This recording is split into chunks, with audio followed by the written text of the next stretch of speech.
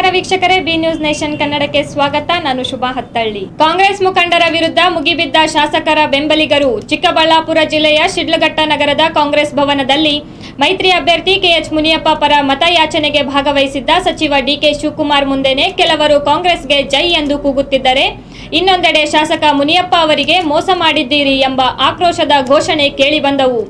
ಶಾಸಕ ವಿ ಮುನಿಯಪ್ಪ ಬೆಂಬಲಿಗರ ಅಸಮಾಧಾನ ತೀವ್ರಗೊಂಡು ಸಚಿವ ಡಿಕೆ ಶಿವಕುಮಾರ್ ಮತ್ತು ಅಭ್ಯರ್ಥಿ ಕೆಎಚ್ ಮುನಿಯಪ್ಪ ಅವರಿಗೆ ಮುಜುಗರ ಉಂಟು ಮಾಡಿತು. ಕಾಂಗ್ರೆಸ್ ಪಕ್ಷವನ್ನ ಉಳಿಸಿಕೊಂಡು ಹೋಗುವ ಜವಾಬ್ದಾರಿ ಎಲ್ಲರ ಮೇಲಿದೆ. ಸಂಸದರು ನಮ್ಮನ್ನ ಕಡೆಗಣಿಸಿದರೂ ಅವರದೇ ಗುಂಪು ಕಟ್ಟಿಕೊಂಡಿದ್ದಾರೆ ಎಂದು ಮೈತ್ರಿ ಅಭ್ಯರ್ಥಿ ಕೆಎಚ್ ಮುನಿಯಪ್ಪ ವಿರುದ್ಧ ಶಾಸಕ ವಿ ಮುನಿಯಪ್ಪ ವಾಗ್ದಾಳಿ ನಡೆಸಿದರು. ನಂತರ ಮಾತನಾಡಿ, ಕೋಮುವಾದಿ ಭ್ರಷ್ಟ ಬಿಜೆಪಿಯನ್ನ ಅಧಿಕಾರದಿಂದ ದೂರ ಇಡಬೇಕು ಎಂಬ ಉದ್ದೇಶದಿಂದ ಕಾಂಗ್ರೆಸ್ ಜೆಡಿಎಸ್ ಮೈತ್ರಿ ಮಾಡಿಕೊಳ್ಳಲಾಗಿದೆ. ಈ ಬಾರಿ ಮೈತ್ರಿ ಅಭ್ಯರ್ಥಿಯನ್ನ ಆಯ್ಕೆ ಮಾಡಿ ಕೋಮುವಾದಿಗಳನ್ನ ದೂರ ಇಡಲು ಕಾರ್ಯಕರ್ತರು ಸಹಕರಿಸಬೇಕು ಎಂದು ಸಚಿವ ಡಿಕೆ ಶಿವಕುಮಾರ್ ಮನವಿ ಮಾಡಿದರು. ಇದು ಚಿಂತಾಮಣಿಯಿಂದ ಸೈಯದ್ ಅಸ್ಲಾಂ ಪಾಷಾರವರ ವರದಿ.